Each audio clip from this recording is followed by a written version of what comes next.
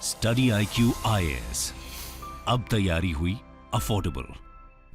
नमस्कार दोस्तों, कैसे हैं आप लोग। मैं सूरज चौधरी स्टडी IQ पीसेस पर आप सभी का हार्दिक स्वागत करता हूं। हमारी ये सीरीज, ये पहल जिसको आप बुक बैंक के नाम से जानते हैं, यानी कि यहाँ पर कुछ अच्छी बुक्स को हम लोगों ने MCQ के थ्रू आप तक पहुँचाने का काम किया है। अब हम यहाँ पर शुरू कर रहे हैं अपना आज का सेशन। आज के सेशन में हम लोग शुरुआत करेंगे हमारे सुभाष कश्यप के द्वारा लिखा गया हमारा संविधान यानी कि आर कॉन्स्टिट्यूशन पुस्तक को। अब एक बात तो आपको पता है कि इससे पहले हम लोग लगातार सेशन लेते आ रहे हैं, तो हम लोग 5वें चैप्टर तक तो पहुंच गए हैं। और 5वें चैप्टर में भी आज हम लोग भाग 4 यानी कि इसको 5वें चैप्टर को खत्म करने वाले हैं, जिसमें हम लोग चर्चा कर रहे हैं भारत के संविधान की प्रस्तावना की। यानी कि यहाँ पर जो टेक्निकल टर्म्स दी गई हैं उन सभी की चर्चा हम लोगों ने बारीकी से की है। अब यहाँ पर चलते हैं थोड़ा सा आज के सेशन में अपने आखिरी क्वेश्चन की तरफ। पहला क्वेश्चन यहाँ पर बनता है कि लोकतंत्र के माध्यम से लड़ने का एक आधुनिक तरीका है। Democracy is a modern way of fighting through. Options क्या कहते हैं। सबसे पहले कहता है substitution of armed conflicts by discussion and persuasion. कहता है कि पहले जब लड़ाई होती थी, जैसे कि सशस्त्र संग्राम हुआ करते थे, संघर्ष हुआ करते थे, उनको बदल दिया गया चर्चा और अनुनय के आधार पर। दूसरा है कि गोलियों को प्रस्तावित कर दिया गया मतपत्र के द्वारा। और आज के टाइम पर विजय मानी जाती है विचारों और तर्क के आधार पर, या फिर उपरोक्त सभी। डेमोक्रेसी के अंदर जो फाइट होती है वो किस प्रकार से की जाती है। देखिए, एक बात आप मानव के इतिहास को उठा करके पढ़ेंगे तो ये बात तो साफ जाहिर है कि लगातार हमारे बीच में मतभेद रहे हैं, लड़ाइयाँ रही हैं। उन लड़ाइयों को जीतने का तरीका क्या था। पहले तरीका था शस्त्र के आधार पर, बल के आधार पर जीती जाती थी। और लड़ाइयाँ क्यों होती थी, उसका सीधा सा कारण था कि कौन सुप्रीम है। उस सुप्रीमेसी को लेकर के ही लड़ाइयाँ हुआ करती रही हैं, तब भी थी, आज भी हैं। लेकिन मानव जाति ने इसका एक सॉल्यूशन निकाला। सॉल्यूशन निकाल करके कहा कि देखो, अगर आपको लड़ना है तो तरीके से लड़ो। अब देखो, युद्ध के अंदर विजय कैसे प्राप्त करते हैं। जिस तरफ ज़्यादा संख्या होती है, जिस तरफ ज़्यादा बल होता है, वही जीतता है। तो डेमोक्रेसी भी तो उसी आधार पर चलती है कि जिस तरफ ज़्यादा लोग मत कर देंगे उसी तरफ विजय प्राप्त होगी।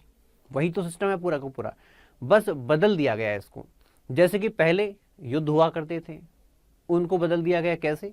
उनको बदल दिया गया आज के टाइम पर चर्चा और अनुनय के द्वारा। पहले गोलियां चलती थी, बुलेट चलता था, अब उसको बैलेट से बदल दिया गया है। पहले लड़ाई जीती जाती थी बल के आधार पर, आज के टाइम पर बल किसे माना जाता है। आज के टाइम पर हमारी ताकत मानी जाती है हमारे तर्क को, हमारे विचारों को। हमारे आइडियाज़ और हमारे आर्ग्यूमेंट जितने स्ट्रांग होंगे उतना ही मजबूत हम लोकतंत्र के अंदर जीतेंगे। क्योंकि देखो, अगर आप लोकतंत्र को देखें तो अंत में हमारे यहाँ पर पॉलिटिकल पार्टी चुनाव लड़ती हैं। और पॉलिटिकल पार्टीज मैं आपको पहले बता चुका हूँ लक्ष्य सीरीज के अंदर कि ये क्या होता है। पॉलिटिकल पार्टीज एक ऐसी ऑर्गेनाइजेशन होती है जिसको लोग वॉलंटरीली ज्वाइन करते हैं। इस पॉलिटिकल पार्टी की अपनी एक विचारधारा होती है और मकसद क्या होता है। मकसद होता है देश के अंदर सत्ता को हासिल करना। तरीका अलग है, जैसे कि पुराने टाइम पे युद्ध के तरीके से सत्ता हासिल की जाती है, आज के टाइम पर संवैधानिक तरीके से वो सत्ता हासिल की जाती है। और अंत में लक्ष्य क्या है। अंत में लक्ष्य क्या है, समाज का निर्माण करना, राष्ट्र का निर्माण कर देना। तो आज के टाइम पर ये सभी जो है इसमें सही बैठते हैं। ऑल ऑफ द अब बिल्कुल सही बैठ जाता है। इसके बाद चलते हैं नेक्स्ट। निम्नलिखित में से किस संवैधानिक संशोधन में कहाँ पर लोगों द्वारा अनुमोदित किया जाता है। जैसे कि अगर किसी देश के अंदर कहीं पर कॉन्स्टिट्यूशनल अमेंडमेंट होता है, तो अमेंडमेंट के समय पर कहाँ पर ऐसा होता है कि लोगों के द्वारा इसको अप्रूव कराया जाता है। भारत के अंदर ऐसा होता है क्या? भारत में तो नहीं होता। हमारी संसद ही देश के अंदर अमेंडमेंट करती है। और लोगों की तो बात छोड़ो, राज्यों तक को उसके अंदर नहीं पूछा जाता, सिर्फ कुछ एक प्रावधान को छोड़ करके। ये आर्टिकल 368 आपने पढ़ा होगा। लेकिन कुछ एक व्यवस्थाएं ऐसी होती हैं जहाँ पर लोगों से जरूर पूछा जाता है।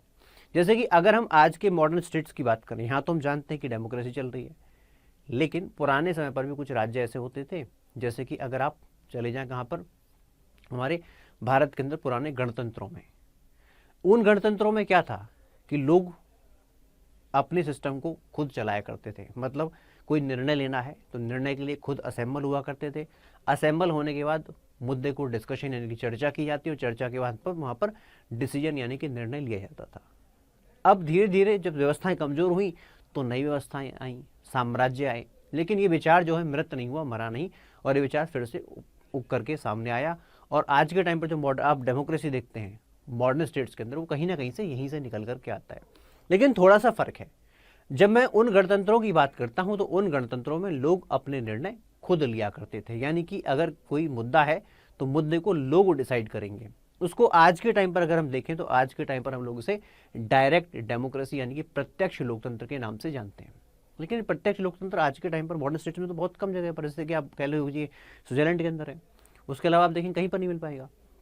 तो कहने का अर्थ क्या है, आखिर ऐसा क्या हुआ कि ये जो आप डायरेक्ट डेमोक्रेसी है इसकी से हम पलायन करके दूसरे प्रकार की डेमोक्रेसी, जिसको आप कहते हैं इनडायरेक्ट डेमोक्रेसी या फिर रिप्रेजेंटेटिव डेमोक्रेसी, जो भारत के अंदर चलती है, यहाँ पर हमको क्यों आना पड़ा। देखिए होता क्या है कि शुरुआत में जब मैं पॉलिटिकल यूनिट्स की बात कर रहा हूँ, जहाँ पर लोग असेंबल होकर निर्णय लिया करते थे, वो छोटे यूनिट्स थे। समय बदला, यहाँ की जनसंख्या बढ़ी, और जब जनसंख्या बढ़ जाती है, लोग बढ़ जाते हैं, तो उस केस में असेंबल होना, असेंबल होकर के डिसीजन लेना, एक बड़ी व्यवस्था इस प्रकार से बना पाना मुश्किल हो जाता है। जैसे कि आज के टाइम पर आप कहें कि लोग, भारत के लोग खुद निर्णय लें, तो क्या पॉसिबल है? 130 करोड़ की आबादी, हो ही नहीं पाएगा। तो इसके लिए एक सॉल्यूशन निकाला गया। सॉल्यूशन क्या था? सॉल्यूशन ये था कि इस प्रकार के समस्या से निपटने के लिए लोग अपना रिप्रेजेंटेटिव चुनेंगे, अपना प्रतिनिधि चुनेंगे, और इनके द्वारा प्रतिनिधि चुना गया प्रतिनिधि अपने इनके निर्णयों को लिया करेगा। जैसे कि हम लोग क्या करते हैं, संसद के अंदर अपने सांसद चुनते हैं, वो सांसद हमारे आधार पर निर्णय लिया करते हैं। उसी प्रकार से राज्यों के अंदर हमारे विधायक क्या हैं, ये भी तो हमारे आधार पर निर्णय लेते हैं। तो मेरा कहने का अर्थ क्या है, ये इनडायरेक्ट डेमोक्रेसी एक सॉल्यूशन निकाला गया। अब देखो, जब आप डायरेक्ट डेमोक्रेसी की बात करते हैं तो वहां पर सभी निर्णय लोगों के हाथ में होते हैं, लेकिन इनडायरेक्ट डेमोक्रेसी के अंदर लोगों के पास एक्सक्लूसिवली सिर्फ एक राइट होता है, वो क्या है, अपना प्रतिनिधि चुनने का अधिकार। उसके अंदर कोई किसी प्रकार की कोताही नहीं बरती जाती, बट बाकी जो निर्णय होते हैं वो कौन लेता है, वो उनके रिप्रेजेंटेटिव लिया करते हैं। लेकिन अभी भी कुछ व्यवस्थाएं ऐसी हैं जहां पर निर्णय लोगों के द्वारा लिए जाते हैं। जैसे कि मैं यहाँ पर बात करूं संविधान संशोधन के संदर्भ में, तो क्या आज के टाइम पर केवल प्रत्यक्ष लोकतंत्र के अंदर अमेंडमेंट को रेटिफाई किया जाता है, या फिर अप्रत्यक्ष लोकतंत्र में केवल? देखिए, जब आप बात करते हैं कॉन्स्टिट्यूशनल अमेंडमेंट की, तो कुछ प्रत्यक्ष, हमारे यहाँ पर प्रत्यक्ष लोकतंत्र वाले देश और कुछ अप्रत्यक्ष लोकतंत्र वाले देश। प्रत्यक्ष लोकतंत्र तो आपको समझ में आता होगा, लेकिन अप्रत्यक्ष की बात करें तो जैसे कि अगर मैं जापान की बात करूं, तो जापान का जो संसद है उसको आप डाइट के नाम से जानते हैं। अब डाइट के अंदर कोई अमेंडमेंट होना है तो पहले वहां के दोनों सदन, अपर हाउस, लोअर हाउस, उसके द्वारा 2/3 के बहुमत से प्रस्ताव से पारित होना चाहिए। पारित होने के बाद वहां की जनता के द्वारा इसको अप्रूव किया जाता है। तो इस क्वेश्चन का सही आंसर क्या बनेगा कि प्रत्यक्ष लोकतंत्र वाले देशों में तो है ही है, इसके अलावा कुछ अप्रत्यक्ष लोकतंत्र वाले देशों के अंदर भी अमेंडमेंट को लोगों के द्वारा अप्रूव कराया जाता है। इसके बाद चलते हैं अपने अगले क्वेश्चन की तरफ। अगला क्वेश्चन कहता है कि निम्नलिखित में से कौन भारतीय संविधान की मूल विशेषता है, यानी कि बेसिक फीचर के अंदर आ जाता है भारत के संविधान में। यानी कि अगर कोई सरकार चाहे तो कितना ही बहुमत उसका क्यों ना हो, उसको बदल नहीं सकती। ऐसे कौन से विशेषताएं हैं? 4 ऑप्शन अपने पास है यहाँ पर। प्रतिनिधि संसदीय लोकतंत्र यानी कि रिप्रेजेंटेटिव, हमारा पार्लियामेंट्री डेमोक्रेसी, सार्वभौमिक वयस्क मताधिकार, यूनिवर्सल अडल्ट फ्रेंचाइज, जिम्मेदार सरकार यानी कि रेस्पॉन्सिबल गवर्नमेंट, और उसके साथ साथ प्रत्यक्ष लोकतंत्र यानी कि डायरेक्ट डेमोक्रेसी। चारों अगर ऑप्शंस को हम देखें तो यहाँ पर सबसे पहले रिप्रेजेंटेटिव पार्लियामेंट्री डेमोक्रेसी, भाई ये भी तो बेसिक फीचर ही है, क्योंकि हम इसी आधार पर चलते हैं, तो इसको तो कोई बदल ही नहीं सकता। डायरेक्ट डेमोक्रेसी पॉसिबल नहीं है। और यूनिवर्सल अडल्ट फ्रेंचाइज यानी कि देश के अंदर जो भी व्यक्ति जिसकी उम्र 18 वर्ष या उससे अधिक है, उसका नाम वोटिंग लिस्ट में बिना किसी भेदभाव के दर्ज किया जाएगा, और उसको मत देने का अधिकार है, अपना प्रतिनिधि चुनने का अधिकार है, जिसे छीना नहीं जा सकता। बाकी कुछ भी आप बदल दें, इसके अंदर कोई बदलाव नहीं हो सकता। इसके साथ साथ रेस्पॉन्सिबल गवर्नमेंट, भाई जब आप पार्लियामेंट्री गवर्नमेंट की बात करते हैं, संसदीय प्रणाली की सरकार की बात करते हैं, तो होता ही वो जिम्मेदार सरकार के ऊपर डिपेंड है। अरे हमने लंबी लड़ाइयाँ लड़ी हैं, गवर्नमेंट ऑफ इंडिया एक्ट 1919 हो या अन्य कोई गवर्नमेंट एक्ट हो, हमने लड़ाई तो लड़ी थी यही कि हमको चाहिए रेस्पॉन्सिबल गवर्नमेंट, यानी कि जो चुनी हुई सरकार हो वो किसके प्रति जिम्मेदार हो, सदन के प्रति जिम्मेदार हो। जैसे लोकसभा के प्रति जिम्मेदार है हमारी भारत की सरकार, और राज्यों के अंदर विधानसभा के प्रति जिम्मेदार है वहाँ की राज्य की सरकार। तो ये भी क्या है, बेसिक फीचर, इसको भी आप बदल नहीं सकते। उसके बाद आता है प्रत्यक्ष लोकतंत्र। ये क्या है, डायरेक्ट डेमोक्रेसी नहीं, डायरेक्ट डेमोक्रेसी नहीं, डायरेक्ट डेमोक्रेसी तो हमारे यहाँ है ही नहीं, ठीक है। तो ये क्या है, 1, 2 एंड 3, तो करेक्ट आंसर क्या बनता है अपना, ए बन जाता है। इसके बाद चलते हैं अपने नेक्स्ट क्वेश्चन की तरफ। ये क्या कहता है, राष्ट्रमंडल के साथ समझौता, Commonwealth of Nations, British Commonwealth, ये 2 टर्म आपने सुनी होंगी। अब यहाँ पर जब भारत आज़ाद हुआ तो आज़ादी के बाद उसके पास ऑप्शन था कि आपको क्या चुनना है, तो हमने कहा कि हम क्या करेंगे, इंडिपेंडेंट रहेंगे, यानी कि आज़ाद रहेंगे, सॉवरन संप्रभु राष्ट्र के तौर पर रहेंगे। लेकिन उसी समय पर हम कॉमनवेल्थ ऑफ नेशंस के सदस्य भी थे। तो इस बात को लेकर के पंडित जी से क्वेश्चन पूछा गया, तो उन्होंने कहा देखो ऐसा है कि जब हम कॉमनवेल्थ के साथ जुड़ते हैं तो इसका मतलब ये नहीं है कि हमारे ऊपर कोई दबाव है। ये हम कैसे जुड़ रहे हैं, ये हम जुड़ रहे हैं अपनी इच्छा से, स्वतंत्र इच्छा से, और जब हमारा मन करेगा स्वतंत्र इच्छा से हम समाप्त हो जाएंगे। और वैसे भी जो ब्रिटिश कॉमनवेल्थ था उसके अंदर तो बदलाव हो गया था। मतलब ब्रिटिश कॉमनवेल्थ को क्या बनाया गया, कॉमनवेल्थ ऑफ नेशंस। वहां पर जब क्राउन को हेड एक्सेप्ट किया गया तो वो क्या था, सिंबल के तौर पर, ठीक है, सिंबल के तौर पर। लेकिन इसका मतलब कहीं ये नहीं कि हमने अपनी सॉवरेनिटी को कॉम्प्रोमाइज किया था। तो सॉवरन जो शब्द आता है हमारे भारत के संविधान में, वो प्रस्तावना में, तो उसके संदर्भ में क्वेश्चन स्टेटमेंट आती है। तो ये बात किसकी थी, पंडित नेहरू ने ये बात कही थी। इसके बाद चलते हैं अपने अगले क्वेश्चन की तरफ, लेकिन उससे पहले आपके लिए सूचना, जो बच्चे यूपीएससी आईएएस की तैयारी करना चाहते हैं, पहली बार प्री कम मेंस के लिए स्टडी आईक्यू लाइव बैच लेकर के आ रहा है, जिसकी फी मात्र 18,500 रुपये है। उसके लिए आप ये कोड अप्लाई करेंगे तो ये आपको कोर्स मिल जाएगा। अब इसका टाइमिंग क्या रहेगा, 20 जून से ये शुरू होता है, तारीख 20 जून, और शाम को 6 बजे से इसकी शुरुआत होगी। स्टडी आईक्यू पर ही इसकी शुरुआत होगी, तो अभी आप इसको ज्वाइन कर सकते हैं, समय आपके पास है। चलिए इसके बाद चलते हैं अपने अगले क्वेश्चन की तरफ। आप कहेंगे सर आप तो बेचना शुरू कर देते हैं, आपको बताना जरूरी है भाई, क्योंकि यूट्यूब के सेशन से, सिर्फ यूट्यूब के सेशन से आपका काम नहीं चलेगा। They are helpful no doubt, but अगर आपको एक सिस्टमेटिक वे में तैयारी करनी है तो फिर आपको सिस्टमेटिकली जुड़ना पड़ेगा। हाँ, इसका मतलब कहीं ये नहीं कि यूट्यूब के किसी सेशन के अंदर कोई चेंज होने वाला है, नहीं, ऐसा कुछ नहीं है, ठीक है, वो वही रहेगा, इंटैक्ट रहेगा। पहली कई बार मैं इसको कह चुका हूँ। आइए जरा फिर क्या कहता है क्वेश्चन, सामाजिक और आर्थिक लोकतंत्र लोकतंत्र का वास्तविक और अंतिम लक्ष्य था। सोशल एंड इकोनॉमिक डेमोक्रेसी ये लोकतंत्र का अंतिम, रियल एंड अल्टीमेट गोल है। ये किसने कहा है, पंडित नेहरू, सरदार वल्लभ भाई पटेल, महात्मा गांधी और डॉक्टर भीमराव अंबेडकर। देखिए जब आप लोकतंत्र की बात करते हैं तो लोकतंत्र का मतलब सिर्फ कहीं और कहीं पॉलिटिकल डेमोक्रेसी नहीं रह जाता। अगर आप राजनीतिक लोकतंत्र की बात करते हैं, लोगों को मत देने का अधिकार दे दिया, अपना रिप्रेजेंटेटिव बनाने का अधिकार दे दिया, सिर्फ इतने से काम नहीं चलेगा।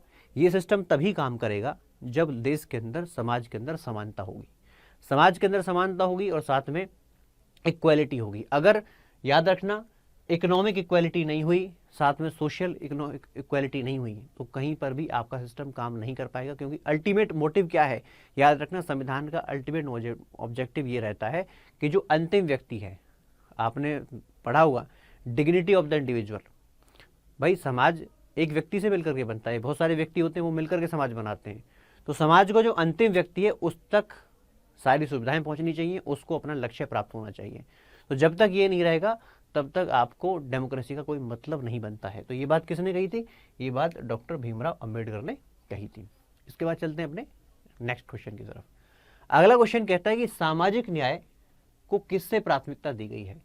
जब आप न्याय की बात करते हैं तो भारत के संविधान में खुद प्रस्तावना के अंदर जस्टिस, जो कि रशियन रेवोल्यूशन से लिया गया शब्द है, न्याय की बात करें तो ये अगर आप इसका एस्पेक्ट की बात करें तो 3 एस्पेक्ट, कौन से वाले, social, economic and political. Social, economic and political, ये 3 प्रकार के न्याय के एस्पेक्ट रशियन रेवोल्यूशन से लिए गए, भारत के संविधान में स्पेशली प्रस्तावना के अंदर शामिल किए गए। अब क्वेश्चन ये है कि इनमें किसको किससे प्राथमिकता दी गई है, किसको वरीयता दी गई है। तो वरीयता में सबसे पहले आता है यहाँ पर सोशल जस्टिस। देखिए सोशल जस्टिस का मतलब क्या है, समाज के अंदर समानता, किसी भी प्रकार का भेदभाव नहीं, ना ही जन्म के आधार पर, न धर्म के आधार पर, न जन्म स्थान के आधार पर, न ही लिंग के आधार पर। इनमें से किसी भी आधार पर कोई भेदभाव नहीं, कोई प्राथमिकता नहीं। इसके साथ साथ आप देखें भारत के संविधान में इसको लेकर के बाकायदा प्रावधान किए गए हैं। आर्टिकल 15 कहता है किसी प्रकार की कोई डिसेबिलिटी नहीं आएगी, केवल कुछ खास आधारों पर भारतीय नागरिकों को ये अधिकार प्राप्त है। ऐसे ही करके विभिन्न प्रकार के प्रावधान सोशल जस्टिस को इंश्योर करते हैं। उसके बाद जब समाज के अंदर न्याय होता है, उसके बाद आती है इकोनॉमिक जस्टिस की बात, यानी कि देश के अंदर जो संसाधन है उन संसाधनों को सभी के भले के लिए इस्तेमाल किया जाना चाहिए। कहीं पर भी ऐसा नहीं हो कि जो वेल्थ है कुछ खास लोगों के हाथ में आ जाए, कुछ जागीरदारों के हाथ में आ जाए और फिर दूसरे समाज के जो तबके हैं उनकी तरफ देखते हैं। क्योंकि अगर ऐसी कोई व्यवस्था होगी तो फिर क्या होता है, समाज के अंदर तोड़ पैदा होता है, यानी कि एक जो पोलराइजेशन होता है। अगर पोलराइजेशन हो गया तो फिर जो हमारा संविधान का ऑब्जेक्टिव है, unity integrity of the India and integrity of India, ये जो लक्ष्य है ये हम भटक जाते हैं। तो कहने का मतलब क्या है कि सोशल जस्टिस, साथ में इकोनॉमिक जस्टिस और उसके बाद पॉलिटिकल जस्टिस, ये लास्ट में रखा गया है। क्योंकि जब ये दोनों रहेंगे तभी आपका पॉलिटिकल जस्टिस रहेगा। अगर आपके देश के अंदर व्यक्ति संतुष्ट नहीं है तो उस व्यवस्था को मानने से ही वो मना कर देगा। तो कहने का अर्थ क्या है, यहाँ पर सामाजिक न्याय को, यहाँ पर क्या है भाई, सोशल जस्टिस को इकोनॉमिक एंड पॉलिटिकल जस्टिस के ऊपर वरीयता रखी गई है। ठीक है, तो करेक्ट आंसर अपना सी बन जाता है। इसके बाद चलते हैं अगला क्वेश्चन। अगला क्वेश्चन कहता है कि प्रस्तावना में लिबर्टी का अर्थ है क्या है। भारत के संविधान के अंदर लिबर्टी यानी कि आज़ादी की बात की गई है। इसको कैसे कहा गया है, किस प्रकार से इसकी व्याख्या की गई, यही हमारा क्वेश्चन है। देखिए, जब आप लिबर्टी की बात करते हैं तो पुराने टाइम पे जब आप चलते हैं कहाँ पर, आज के टाइम पर हम फ्री इकोनॉमीज़ की बात करते हैं। इन फ्री इकोनॉमीज से पहले कंसेप्ट हुआ करता था कि स्टेट यानी कि राज्य हर मामले में जाकर के हस्तक्षेप किया करता था। तो वहाँ पर एडम स्मिथ की थ्योरी आई थी। उन्होंने कहा था लेसेस फेयर, मतलब क्या है कि स्टेट को कम से कम दखलंदाजी करनी चाहिए, व्यापार के क्षेत्र में, बिजनेस के क्षेत्र में आप फ्री हैंड दे दीजिए। ये इकोनॉमिक्स का कंसेप्ट आया था। ठीक है, तो कहने का मतलब वहाँ पर जब लिबर्टी को देखा गया तो रिस्ट्रेन यानी कि कोई भी लिमिट ना हो, यानी कि नेगेटिव कंसेप्ट के तौर पर देखा गया था। लेकिन भारत के संविधान में जब हमने लिबर्टी को इस्तेमाल किया तो ये क्या है, पॉजिटिव कंसेप्ट है। और इस पॉजिटिव कंसेप्ट का अर्थ क्या है, यहाँ पर भारत के अंदर नागरिकों को थॉट यानी कि विचार रखने की, विचारों को एक्सप्रेस करने की, विचार अभिव्यक्ति, उसके साथ साथ इतना ही नहीं, हमारा जो बिलीफ है यानी विश्वास है, आस्था है और उपासना है, इन तीनों की भी आज़ादी दी गई है। ये क्रम भी बाकायदा आपको प्रेमबल के अंदर देखने को मिल जाएगा। और ये सिर्फ हम लोगों ने प्रेमबल के अंदर ही नहीं लिखा, इसको हम लोगों ने संविधान के अंदर एक मजबूत प्रावधान, जिसे आप कहते हैं फंडामेंटल राइट के अंतर्गत जगह देकर के इसको और वरीयता दी। जैसे कि आर्टिकल 19 जब हम पढ़ते हैं तो वो क्या करता है, freedom of speech and expression की बात करता है। उसी प्रकार से आर्टिकल 25 से लेकर के 28 तक हम लोग क्या करते हैं, सेक्युलरिज्म की बात करते हैं। और यहाँ पर लोगों को क्या दिया गया है, फ्रीडम ऑफ रिलीजन, यानी कि धर्म की आज़ादी की बात की है। जब धर्म की आज़ादी की बात की जाती है तो वहाँ पर हमारा विश्वास, आस्था, उपासना, बिलीफ, फेथ एंड वर्शिप, इसकी आज़ादी ऑटोमेटिक दी जाती है। तो लिबर्टी का अर्थ क्या है, हमारे यहाँ पर पॉजिटिव कंसेप्ट के तौर पर इसको देखा गया है। इसके बाद चलते हैं हम लोग अपने अगले क्वेश्चन की तरफ। कहता है समानता का आदर्श जो है वो कहाँ से लिया गया है।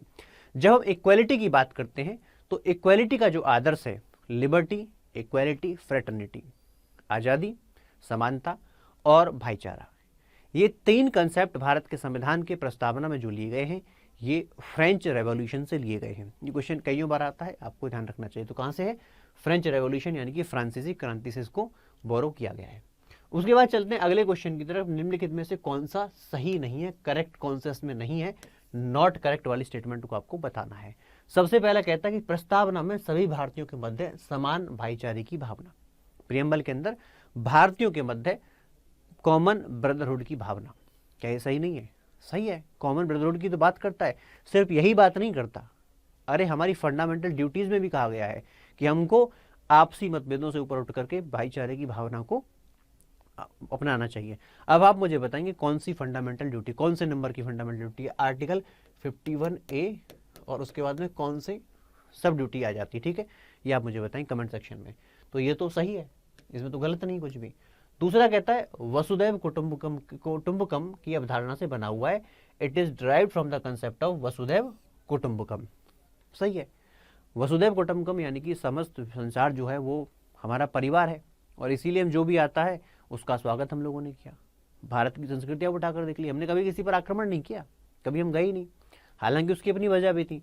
जैसे कहते हैं भाई हम वेस्टर्न बॉर्डर को पार करे कभी गए नहीं, अरे जाके करते क्या, वहाँ क्या रेगिस्तान, कुछ नहीं, वहाँ जाके हम करते क्या भाई, स्वर्ग को छोड़कर कोई रेगिस्तान में थोड़ी जाएगा अटैक करने के लिए, तो हम कभी गए भी नहीं थे। और वैसे भी जो भी आया सिर्फ उनकी बात ना करें, हम बाकी हर जगह की बात करें, चाहे बुद्ध की बात करें, किसी और धर्म की बात करें या किसी बाहर से किसी भी आगंतुक की बात करें, हम लोगों ने सदैव उनका स्वागत किया। ये वसुदैव कुटुंबकम को फॉलो करते हैं और जब वसुदैव कुटुंबकम को फॉलो करते हैं सारा संसार जो है, एक विश्व जो है हमारा एक ही है, भाईचारे की भावना वहीं से निकल करके आती है, तो ये भी सही है।